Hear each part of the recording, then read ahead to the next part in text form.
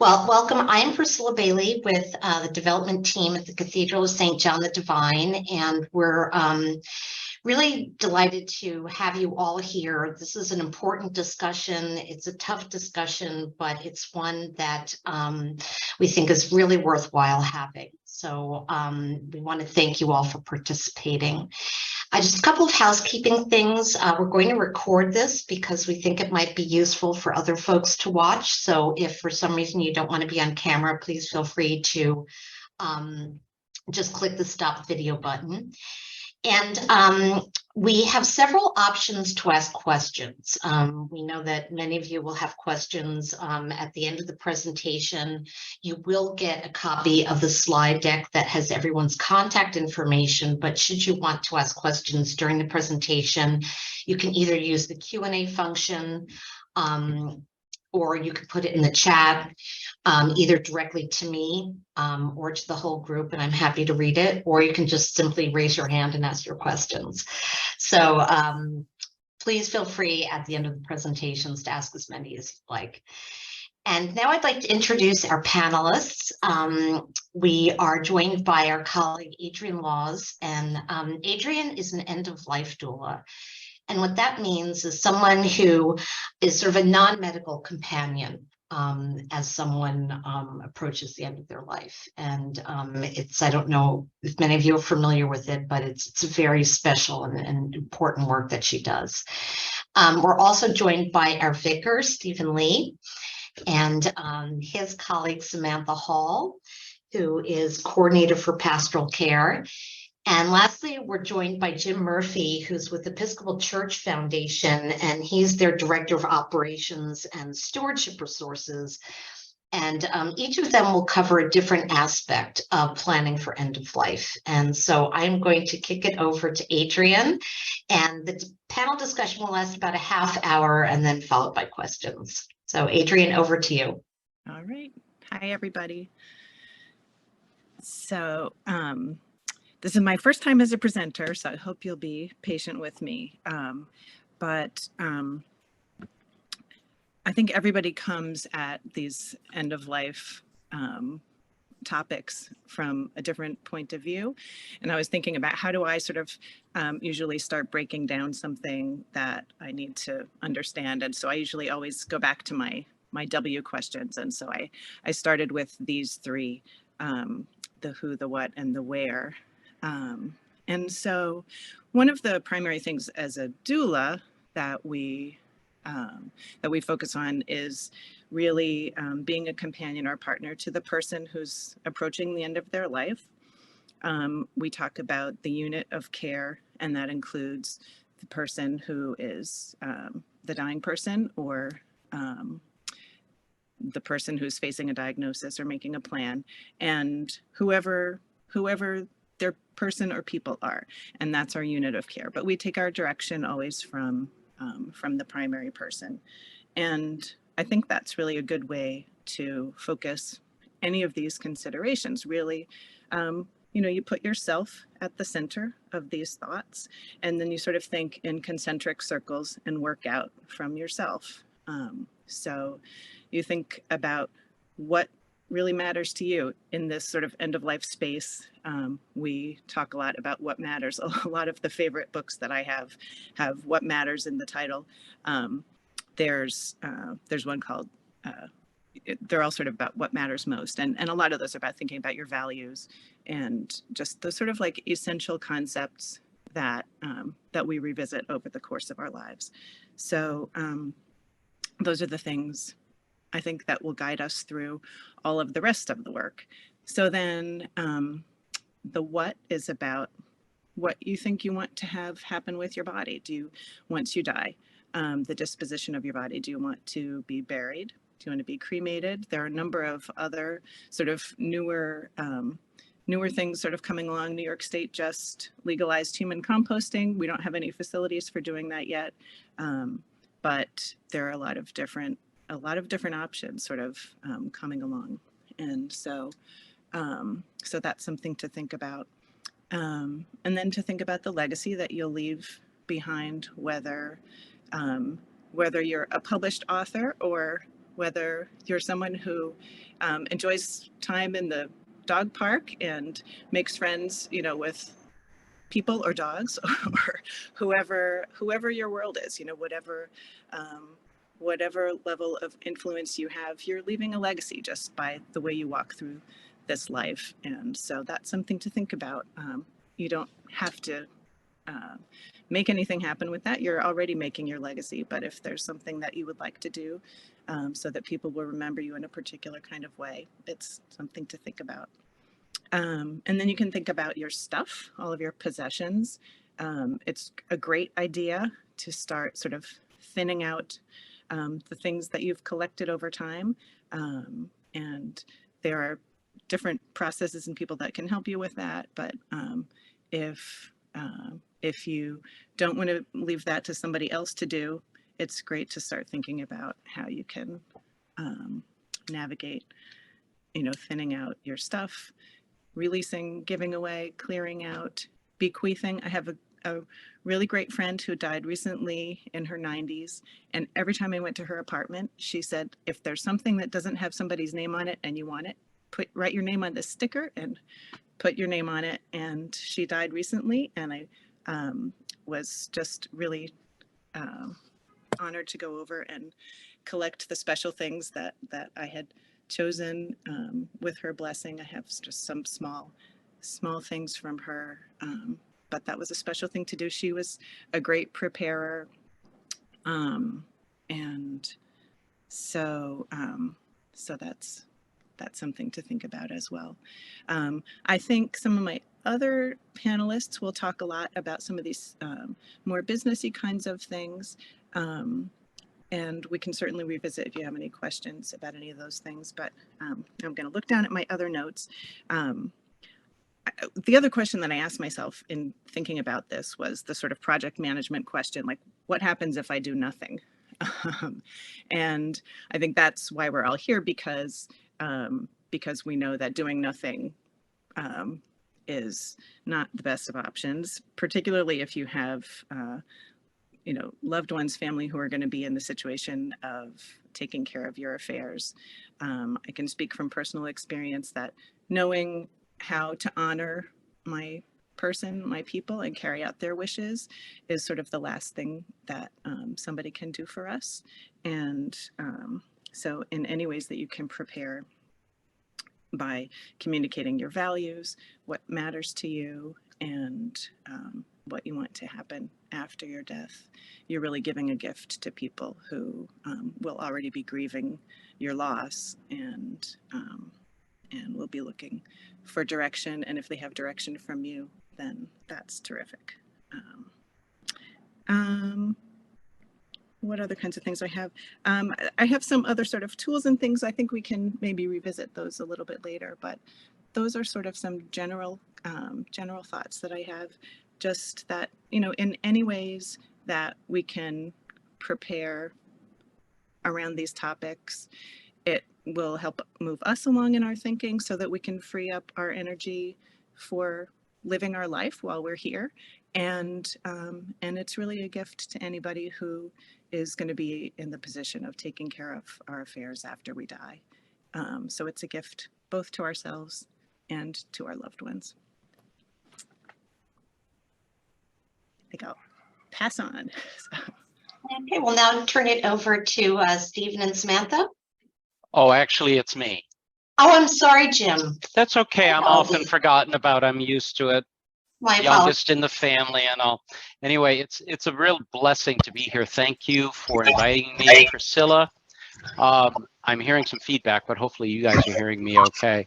So just to touch upon in a brief 10 minutes, a variety of topics and ways that you can be helped through this process. Just as Adrienne has already said, you really should be reflecting. These are the 3 R's that I always talk about. She had 3 W's. I have 3 R's when it comes to planning for the end of life. And that's ensuring that you are reflecting on what your wishes are. And they may not be the same as your spouse. They may not be the same as your family. And so it is important that you might reach out to someone like Adrienne and others to reflect on what is important to you and how you can fulfill that.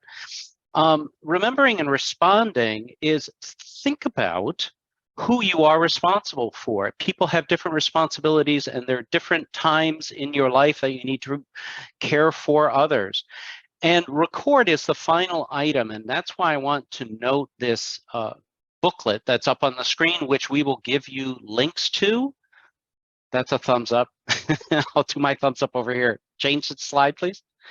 Okay, so that is that you can record all of these wishes that you have in a variety of ways in this document. And the first being that you can record your desired medical treatment. Not everyone is going to agree on exactly how they would wish to be treated if they are suddenly incapacitated. And this can be a great way to help those that are working with you or helping you think through this process, especially if they are going to be the designated person to make these decisions. In addition, and we'll talk about this in a moment, others will, about planning your memorial or funeral services. This toolkit will record all of that information and highlight how you can plan an Episcopal funeral service. And of course, one part, which has also already been mentioned, is reflecting on those things which you leave behind. Whether you are someone who has been very successful or very blessed in monetary ways in this lifetime, everyone should plan their estate, because what you're seeking to do is care for, Adrienne has already said this, care for those people who are left behind. And it's also making it easier on them. Even if you are giving all of your assets away to charity, having this organized and thought through is crucial so that you don't leave a mess, as my friend Charles Clowen would say, but that you have everything ready and they are fulfilling your wishes when it comes to your estate.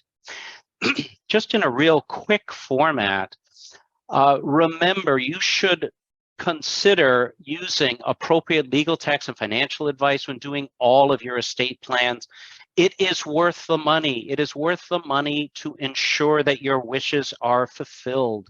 You should absolutely choose an executor for your estate. And something many people may forget about is think about who the alternate to that executor might be. It could be someone can't fulfill the duties of being an executor and someone else has to fill in, and perhaps thinking of a second alternate. These are all aspects that a good attorney and other professionals in this area will help you think through. Reviewing all your assets, we'll come back to that in a moment, but it is crucial to know how you're holding different assets, whether that's property, whether that's an account. And one thing that I remind everyone to do when they are thinking about planning for the end of life, make sure your family knows your wishes. Do not make all of your wishes a surprise at the end. That is not very caring for the members of your family. Make sure that people have your records on hand so that they know the kind of funeral service. Let them know what your plans are estate-wise so that there's fewer disputes after that. There's nothing worse than fighting over one little thing like my father's watch or my mother's ring or whatever the case might be. Consider making planned gifts to those charities, especially a wonderful institution like St. John the Divine Cathedral, when making a planned gift. And a crucial factor, remember to review your plans from time to time, because things will change, including estate tax and many other things, including your circumstances. They might change, and it's crucial that you reflected on this, because as we age, circumstances change. Reflecting and knowing your assets is an important part of estate planning, and that planning for the end of life guide that I will share after this webinar will help you to do that, but also a professional advisor will help you do that. Not all assets will simply just end up in your probated estate, which is controlled by the will that you write. Everyone really should have a will. Many people may also choose to have what's known as an inter vivos or living trust, where they may transfer their assets during their lifetime into a trust, and those are excluded from probate. There are other things that might be excluded from probate. And again, a professional will talk you through this, such as a variety of pay on death arrangements, like various accounts. Many accounts you may open with your broker or at a bank now have a line that says you can designate a person to receive those assets directly, a person or charity, and that will also stay outside of your probated estate. Tax deferred accounts, this is where the vast majority of people have their assets that they hold for retirement, and most of these will be designated when you are making this selection during your lifetime, and you may give part or all of it to charity, you may give part of all of it to your spouse. It depends on your context, but those will often be outside of your estate that is going to be probated. So these are things you need to consider and work with an advisor on.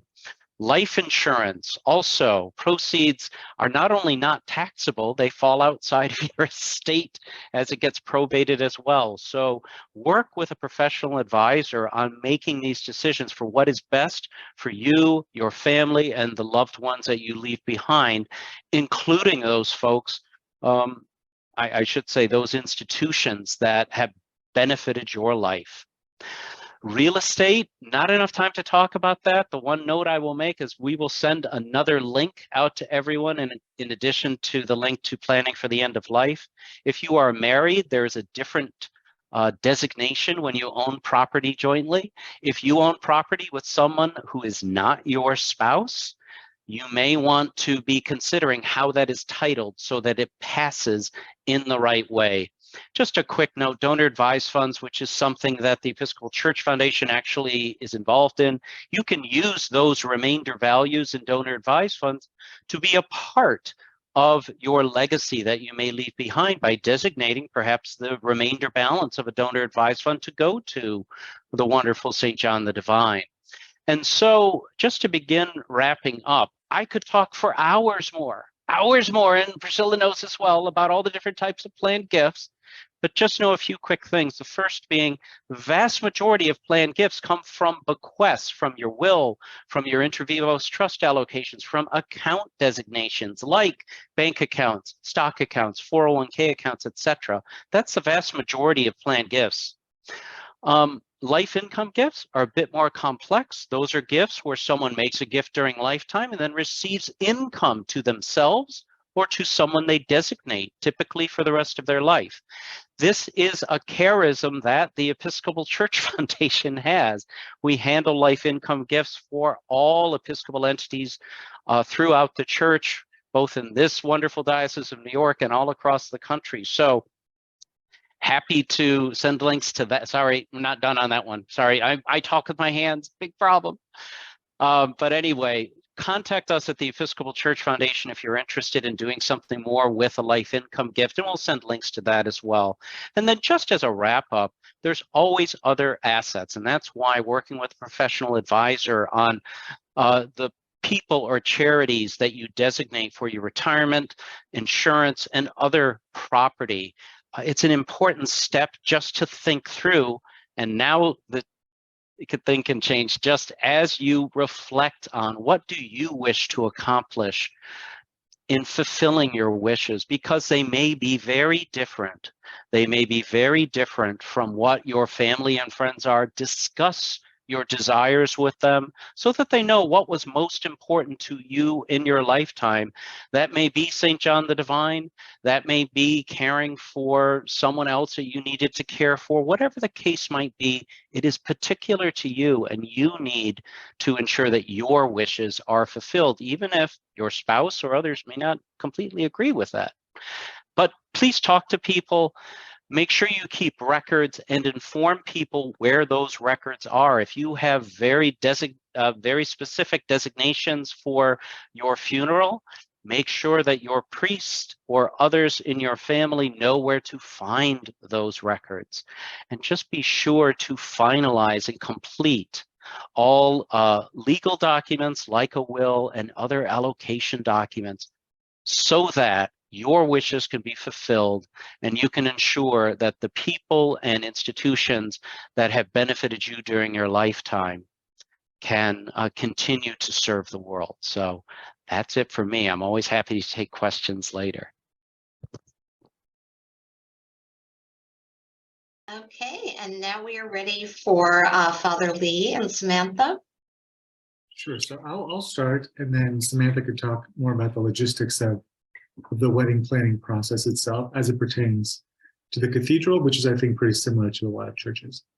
So the first thing to note is that the prayer book on page 507 has kind of a global statement about what we're trying to do, or what we say when we plan a funeral.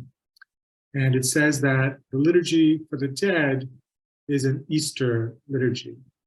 It finds all meaning in the resurrection because Jesus was raised from the dead, we too shall be raised. And it goes on to say, the liturgy, therefore, is characterized by joy. And so what happens in a funeral is a lot of the elements that you would see at Easter, the kind of vestments the priest would wear, the paschal candle,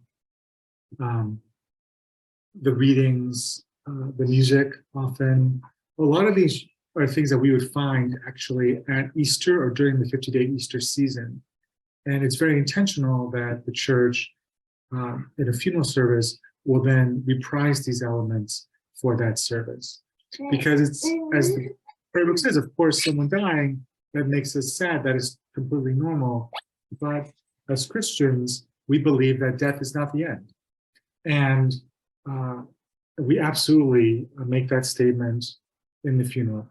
So I just want to, sort of say that and just sort of set that as kind of the kind of global theological statement. So death is not the end. The funeral is essentially an Easter service.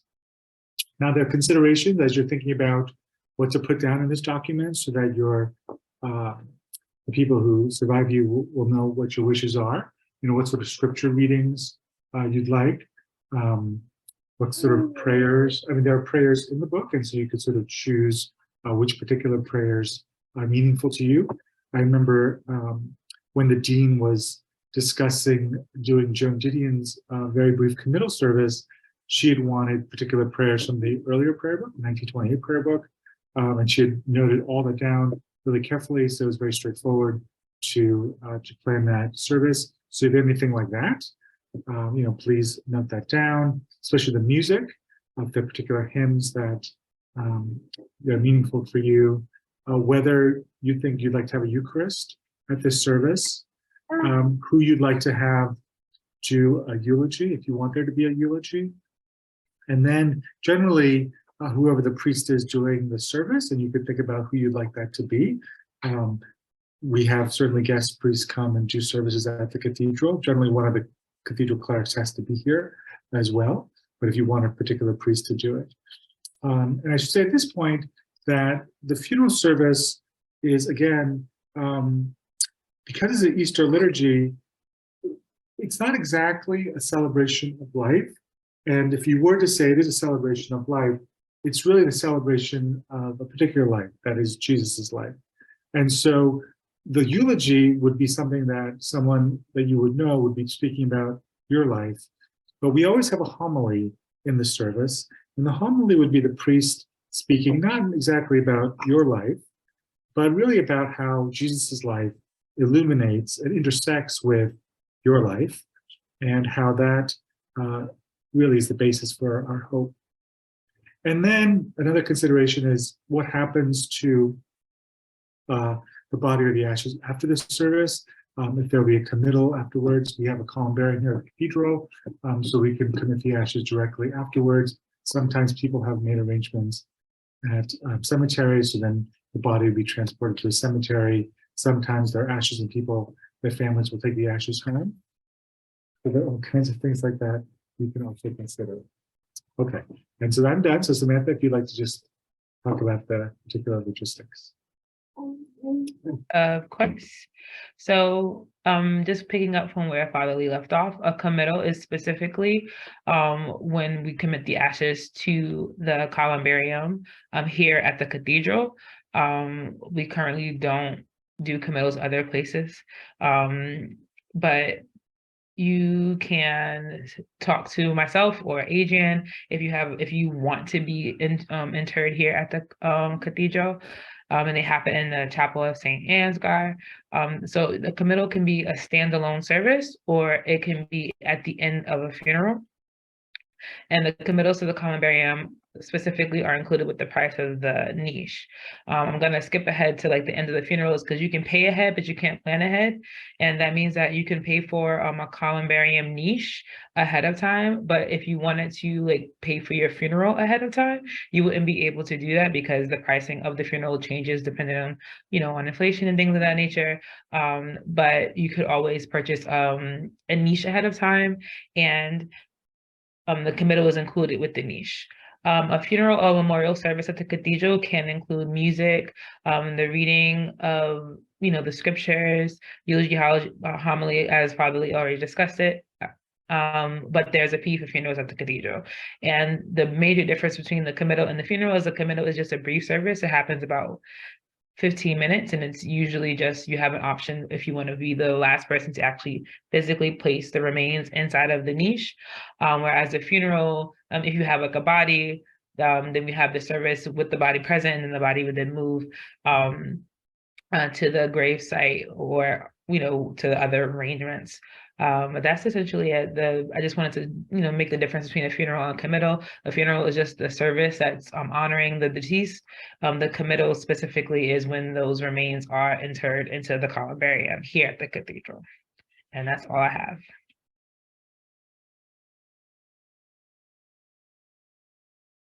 Well, terrific. So as I said, we're going to be sending the slides to you so you'll have everyone's contact information. But in the meantime, we'd love to open it up to questions. And just to reiterate, you can just raise your hand and I'll call on you. You can ask a question in the chat. You can use the Q&A button at the bottom of your screen. So we'll give people a couple of seconds to collect their thoughts, and then we can answer some questions for you.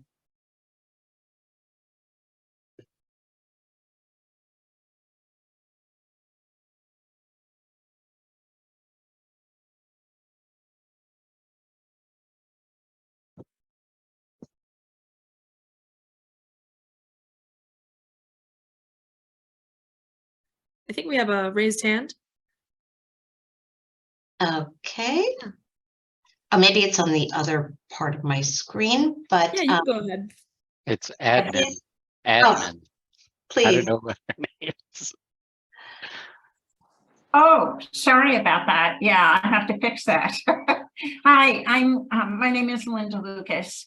I'm thinking about the what an estate is, because I have investments, retirement accounts and beneficiary forms filled out for all of those. And real estate is taken care of. So what else is in my estate that might be subject to probate? Besides like insurance or, all of those things, which what else should I be thinking about? So it's a both and question, if you will, right?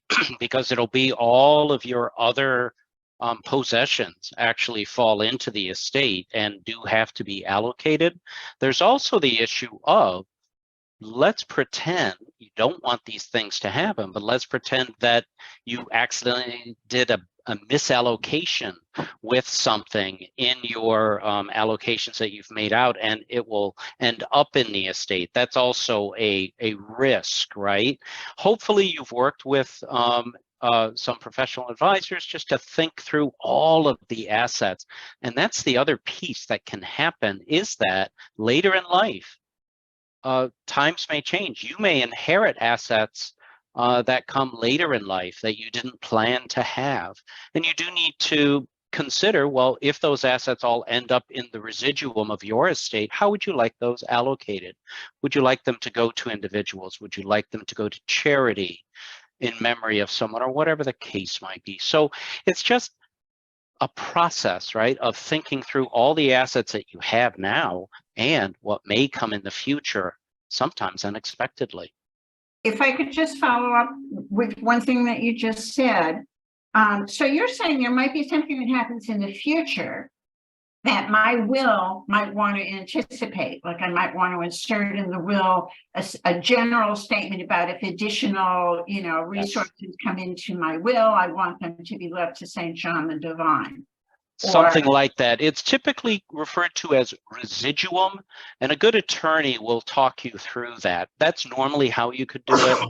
And you can also be visiting your will from time to time. You should be taking a look and making sure it is up to date, because times do change. You may have people that you had allocated in your will to receive something, and perhaps they have passed away, or circumstances have changed, or perhaps there's someone else that you now consider, well, that is someone who really needs this share of the assets. You may make a change. So it's just reflecting, and from time to time, every few years, at a minimum, every 10 years, every 5 to 10 years, you really should be revisiting your will. But typically, everything that ends up in what the so-called residuum is what you sort of think about, because it's a number of things you may not be able to anticipate, and you may have specific allocations to consider, but it's that sort of aspect. Does that make sense? Yes, it does. Thank you very much. And Jim, I have a question. How does one go about finding a qualified attorney? What would be the first step for someone who might know a lot of lawyers, but none of them might be estate lawyers? So how does it's an ongoing challenge, right? And ECF as an institution, even though we're responsible for all the plain giving education of the church throughout the country, we can't recommend a lawyer, right? And there are some dioceses that may have a program in place. The Diocese of New York doesn't, where maybe there's a whole list of attorneys. So what I recommend is reach out to family. Ask family who may have recently done their estate plan. Say, well, whom did you use? Hopefully it's someone who's local in your area and is registered in the state of New York or New Jersey or wherever you are. But that's a good first step, because then you can talk to your family members and understand, well, what was your experience? How did that work? Even if you use the tools of ECF or other tools that are out there, there's a ton.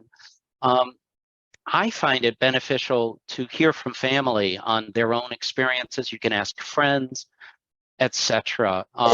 If you don't have that, an option is also to literally go on the American Bar Association.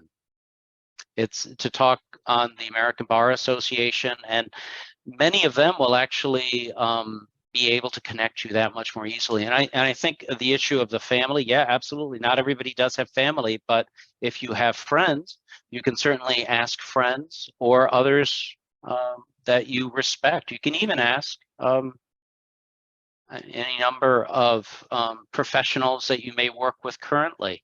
Like if you have an accountant, you may ask your accountant, is there an attorney that she would recommend? It's not a perfect way, but that usually works best for people. That's really helpful. Thank you.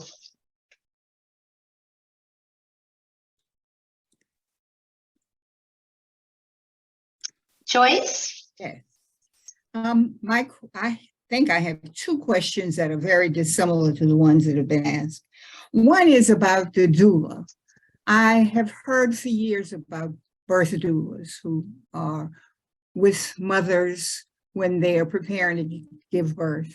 The death doulas is kind of a new concept, and I'm really interested with a doula. At what point do you come into the person's life that you are going to be accompanying, I gather, through death? Is it that this is someone that we should, at some point when perhaps we're first diagnosed with a serious illness, is something that we should make contact? Is it that that's a person who comes to us when we're going to the hospital or being put into some long-term care situation? How does a doula come into our lives, and at what point, and how does she help us? Thank you, Joyce. Yeah, I think probably any of those points that you just described.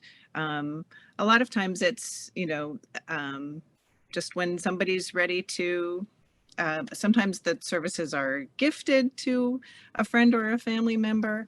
As you say, it's sort of a newer thing. And unlike birth doulas, where we have a reasonably good idea how long that doula relationship might be, right? We're going through a labor with a birth that will happen in some, some sort of short-term period of time, a dying process can last a very long time. And so that relationship is really different. I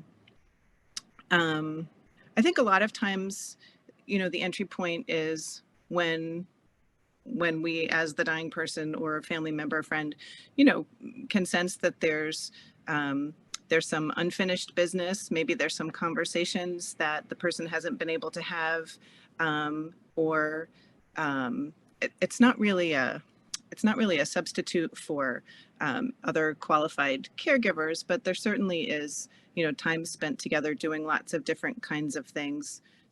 There's some, music therapy, some other kinds of things where sometimes we come in when someone is no longer speaking, but it's a way to just have some, parallel companion time. We can bring in some calm and, and just help shift the energy a little bit so that labor, it is still a labor, dying for many of us is a labor process.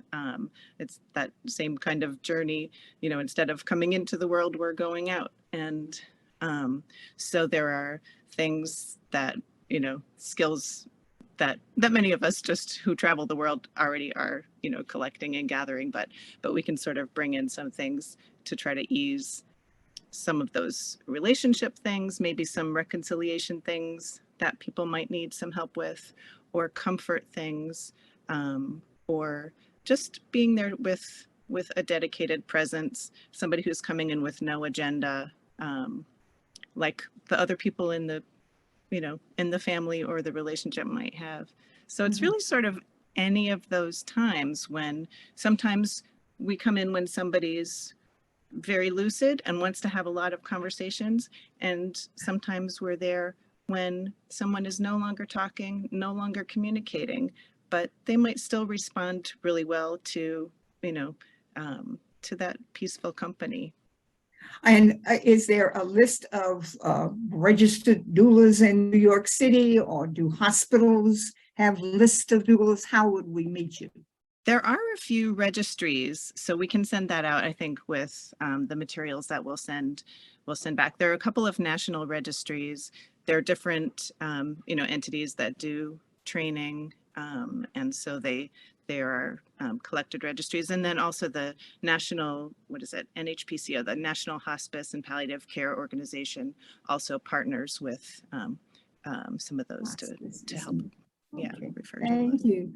And my other question really was really, I guess, maybe more of it's not legal, it's not doula.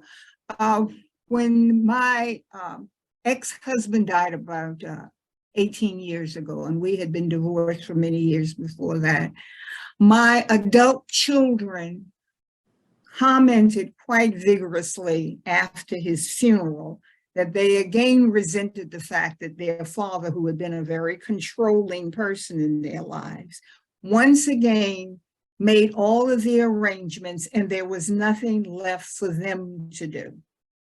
Once again, he had made all of the arrangements. He had planned everything. He had paid for everything. All they needed to do was to show up. They had no input into it at all. And I don't want to fall into that same, I don't want to make that mistake. So as I'm going through the meeting here today, I'm thinking about the things I have already taken care of, and maybe the things that I should just leave for them to deal with and make the decisions, because my funeral really is not for me. It's really for them, because, I'm gone then. I'm gone then. And I just wonder, is this something that happens often, or maybe you can give me some suggestions as how to deal with? I would say, Joyce, that it's really rare that I meet a family where they have a planned the funeral. I mean, we say, I think with Jim, that document that Jim has given, it's sort of an ideal world, but so many of us, myself included, are procrastinators. And I think that it's really, the many funerals I've done, it's the very rare one where they come in already having everything exactly planned to a T. So I think if just even for the reason you just give, that you want to give your children a chance to shape the funeral in the way they need to say goodbye to you, certainly you should absolutely do that. And I would say that for the most part, that is the normal process. That's very much what ends up happening. So, if I can jump in, it is very detailed what we have laid out in planning for the end of life. The reason it is because there are very few times that people will plan that out. And then it helps if you have at least some of it planned out to guide the members of the family, because not everyone's going to continue on as an Episcopalian, and you want to avoid those conflicts over the funeral for how will you remember your mother or father or whomever that might be. So it is all personal decision. It is all up to the person to reflect on, do I want to be very clear about what I want? There are very particular things I want at my funeral, and I don't necessarily want my family making that decision. And so, but it's not for everything. So it is really a very personal and reflective time, and you can use the forms that we'll provide as you wish. You don't have to fill it all out, but it can help actually bereaved people who don't know what to do or are in conflict. If you have multiple denominations or multiple religions in your family, a joke I would say is often, you don't want your Wiccan daughter fighting with your Presbyterian son over whether or not to have an Episcopal funeral if that's what mom wanted. So. Okay, thank you, Joyce. I just want to read a comment that Meg Gifford left in the chat that's very helpful. That in New York City, if you contact the New York City Bar Association for their referral system, you can have a no-fee short discussion about retaining a lawyer. So I think that's very good information for you all to have.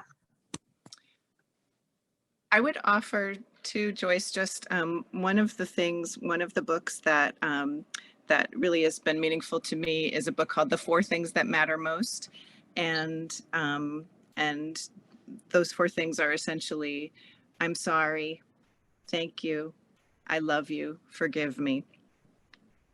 And those are sort of things that ideally we're having those conversations while we're alive, but we can also have them. I'm thinking of your children with their father, just because he made all of his arrangements doesn't mean that they can't still be having, some of those conversations. I have a good friend who's a funeral director, and she always says, my relationship with my mother is much better since my mother died.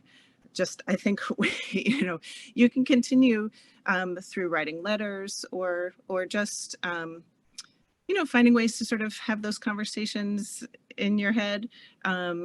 So even for somebody who likes to, cross all the T's and dot all the I's, I don't think it means that there's nothing left to do in that relationship. I think we're still in relationship as long as we're alive. We're still in relationship with the people who matter to us.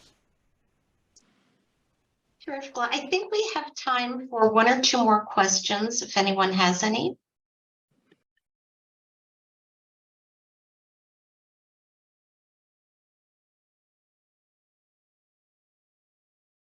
We could vote on who's the cutest baby.